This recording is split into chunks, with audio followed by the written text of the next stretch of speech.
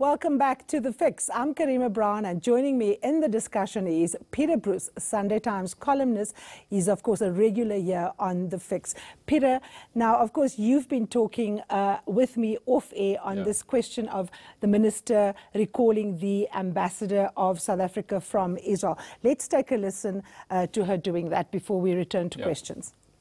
We are informed that the people in Palestine are going for more marches today, and we hope that we can persuade the Israeli Defense Force to be a little more cautious. It is possible for them to protect themselves if they wish to protect themselves with any other means but deadly means, which they used yesterday.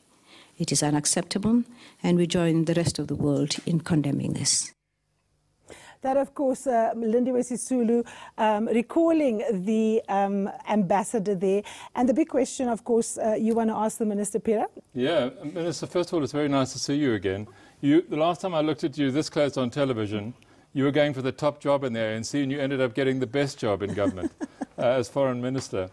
But you rightly, Karima, I was going to complain about you bringing in Bruce, because he's the most scathing commentator I've ever come across. Nonsense. It didn't want me. No, not at all, not at all. The question simply is, joking. The question is simply this. You recall the ambassador, and I think that was the right thing to do. I mean, what happened on the day that the Americans opened their embassy in Jerusalem was outrageous. But the question now is, when are you going to send him back? I'm not going to send him back until we find a resolution. I called him back precisely because we wanted to express our complete disgust at what was happening in Gaza. And I'm very happy to see that much later on the United Nations itself has condemned what was going on in the Gaza. I recalled the ambassador, and fortuitously on the same day I had a visit from the ambassador from Israel, who is resident in South Africa, and we had a very lengthy discussion. We were joined by the chief rabbi, and we had a very, very long discussion. Now, South Africa is one of those countries that has been very involved in trying to find a peaceful solution to the problems of the Middle East, especially between Israel and Palestine. And we're not going to let go. We're not going to step back. We have fought. We have fought alongside the Palestinians in their struggle for self-determination. We owe it to them to find a peaceful resolution, and we will hold him until there is a way forward that the world will adopt to make sure that there is peace in the Middle East. So it's quite possible that we will downgrade our diplomatic relations with Israel. Isn't that a dangerous thing to do? It isn't a dangerous thing to do, but we hadn't got to that yet. We were still working on the modalities of doing that.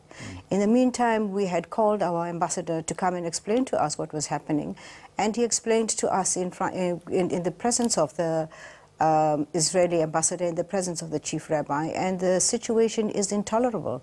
And we're going to use our position to make sure that that situation is brought down to normality. Can I just push you? Because you've made the point in respect of the ICC that it might be better to be in there and have your voice heard. Isn't it better to have a strong ambassador in a place like Israel, no matter how much we might disapprove of the way they treat the Palestinians? Isn't it better to have somebody there on the ground speaking for South Africa than not being there at all? Yes, but what would the point of having called him back be if indeed the following day we sent him back? No. We would like some answers. We would like some commitment from the American government. We would like some commitment from the Israeli government. We've worked with these people. We've worked with both of them since Madiba's time to try and find peace for the region. It can't just be a region that is left where one side is given carte blanche to do whatever it is, and the other suffers the same fate that perhaps many of us may have suffered. We need to find some common ground in which we can move forward. Yes, I have indicated that it is possible that South Africa might consider its position on the ICC because it is better to be inside than outside. But that is very different from the situation that is going on in the Gaza. where innocent protesters are killed. We have to come in and resolve the matter. Sending back an ambassador there does not resolve the position. The situation continued even as our ambassador was in Israel. Minister, he was completely unable to do anything about that Minister, matter. let me ask you a specific question regarding the ICC. What exactly are we going to be doing? Are we staying? Are we going? Because when one speaks with the Justice Minister, Michael Masuta, he's intent on us leaving. Yes, I mean, when the matter was brought to Cabinet the first time, we felt as a country extremely aggrieved that it is only African presidents who are called or hauled before the ICC and made to answer for whatever charges there may be. And the rest of the world continues as though, you know, they're immune to the reach of the ICC. We wanted to make a point. That point the Minister of Justice has made, Cabinet has made over and over. I was asked a question, would we consider the possibility of changing our position in terms of the ICC? And I said, you know, there is nothing immutable. There is nothing that doesn't change. We would, in view of the fact that we're now again in the United Nations Security Council, we would consider it. When the time comes, we will let you know. If the logic works towards our going back into the ICC, we will do so, and we will let you know what the reasons are. At the moment, it is at the level of purely speculation, depending on the issues that are on the table in front of us. The argument is always made against the ICC that we need to use African solutions. But the reality is that the AU, the Human Rights Court, for example, is barely functional. A lot of the instruments that the African Union has to actually deal with leaders who abuse their own people, fellow Africans, are virtually non-existent. Is it not incumbent on us, Minister, to actually use the ICC, not in defense of leaders and governments, but the peoples of Africa? But yes, we're still thinking about it, Karima. We have not got to any finality yet. I was actually just giving you the history of what made me say what I said at the press conference.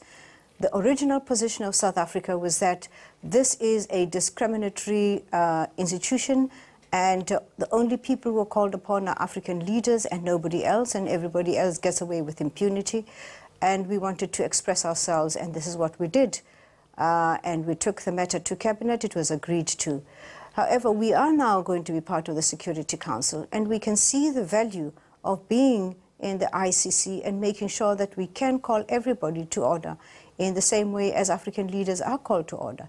Indeed, the AU Human Rights Council is not as strong as it should be, and perhaps we might want to consider very strongly the ICC. But that is not something that has been put on the table. It is not something that has been put to Cabinet. It is not something that is out for debate at the moment. It is purely us preparing ourselves for what it is that we would like to add in our role as a member of the United Nations Security Council next year. Minister, the Zimbabwean elections are looming. They're on the 30th of July. We've already seen violence. We've seen bomb explosions. We're not quite sure what happened. It looks like there was an assassination attempt on the president of Zimbabwe. What is going to be your approach to this election? We are obviously sending monitors. The possibility that the elections can be derailed. Are you worried about that?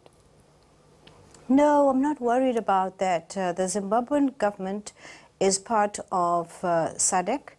At the last organ meeting, the organ is that organ that deals with security and politics within the SADC countries.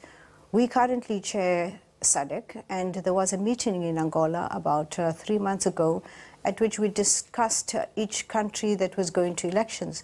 Because for us, going to elections is an indication of just how deep our democracy is. And we were very glad to see that Zimbabwe was ready to go to the elections at the end of this month. They gave us a breakdown of how the preparations are in place, and we accepted it. We endorsed it as the organ, that they are in a position to go to elections. We supported them. When the bomb explosion happened, we sent out the strongest condemnation we could, because this is not the way that we in Southern Africa deal with elections. We might disagree vehemently, but we don't use the kind of force that was used against the president of Zimbabwe. And we are not only going to send monitors, but we're going to give the elections in Zimbabwe the support that it requires. It is in our interest that all Southern African countries go to elections regularly so as to test the will of the people, so as to test whether or not democracy is what we would like it to be. And we're very happy for Zimbabwe to have taken that position. We're hoping it will be followed by the DRC at the end of the year. We're hoping that we would have elections on a regular basis as set out in the timetable that has been given to us. We're hoping also there'll be elections in Madagascar very soon. I'm not sure that the date has been set. Minister, if I can just come back to you on the matter of Australia, it's sort of 1-1 at the moment. You managed to get the Australian government to stand back from that rather ridiculous statement made by its Home Affairs Minister, and you got assurance from both the Prime Minister and the Foreign Minister that it wasn't official policy to make way for South African farmers who were allegedly being deliberately killed. Yes, yes. But the Australians also issued a travel warning to South Africa, which irritated you, and quite understandably, warning Australians to be very careful when they come to South Africa. Have you had much contact with the Australian government about that? Yes, yes, we have. When we were faced with a situation where the Australians had issued that ridiculous statement that you're talking about South Africa and how we're killing farmers and etc. We demarched the High Commissioner who came. He actually, I must add, is a very nice man. He really was extremely embarrassed by that. And he explained to me that he would get in touch with his government. I got a letter. We got an assurance from the Prime Minister. I got a letter from the Minister of International Relations, just Foreign Affairs for them, and we agreed that we would meet on the sidelines of the Commonwealth. Indeed, we did meet on the sidelines of the Commonwealth, and we discussed the matter. It's not a matter that I'm free to discuss very openly, but they do have a government of unity, very much like we had in 1994-96. It did seem like one of the other parties had issued the statement, the Minister of Home Affairs. That is not the position of Australia. That's not the position that I understand Australia has. We've worked very closely with Australia, especially on the issue of refugees, when I was Deputy Minister of Home Affairs. So when she assured me, I completely understood and accepted it. However, when the travel advisory came out, it still comes out from the Minister of Home Affairs, we decided that we're going to ignore it because giving attention to people who've got a particular agenda that we don't agree with just gives them the prominence that we should not give them. There is an election coming. There's an election coming, and I hope that they're not part of the new government that will be formed. I think that my view is that they're very negative. My view is that they are wrongly influenced by people who have a particular axe to grind with South Africa. A whole lot of people who left South Africa on baseless reasons have gone out there to stir up a particular impression of South Africa as killing farmers and etc., which is not true, as you know. We've taken a very long time to deal. One of the people you can't ignore. One of the people you can't ignore in your job now, as Karima was saying earlier on, is the relatively new President of the United States, who acts in often entirely irrational and unexpected ways. And I am still worried, to re-ask the Israel question again, if we become if we isolate ourselves in our response to Israel, Trump, as we know, is practically preparing to go to war against Iran on Israel's behalf. We have a lot at stake economically in a relationship with America. We sell them 60,000 cars a year. We sell them 80 or 90 billion dollars worth of rands worth of exports. Are we sure that we are going to protect South African jobs as well as stand up for our position as, you know, a human rights-led foreign policy? Yes. No, we're not putting ourselves in a negative position in relation to the United States. We are purely expressing our support for the people who are suffering in the Middle East. It is an ethical position. It is a responsibility that we as South Africans owe to the people of the Middle East. We've been there, not on one side or the other, but in trying to make sure we can create peace in that area. It has been the most troubled area for a very long time. I have indicated that I have been in touch with the Secretary of State, Mr. Pompeo. I've invited him to South Africa. He's coming in October. I'd like to invite you, Peter, to a panel with him so that we can find out what their interest is in that particular area and what it is they hope to achieve in the end. I accept. What we hope to achieve as South Africa is the creation of peace. We cannot have ongoing war on the scale that is going on in the Middle East. We cannot stand by. Our morality would not allow us. We're not fighting the United States. All we're saying is we would like to be there to be part of the resolution of peace. Minister, calling our ambassador. Minister, final question on the relationship with the BRICS countries, in particular China. There's always a dichotomy. China is our partner and our competitor at the same time on the continent of Africa.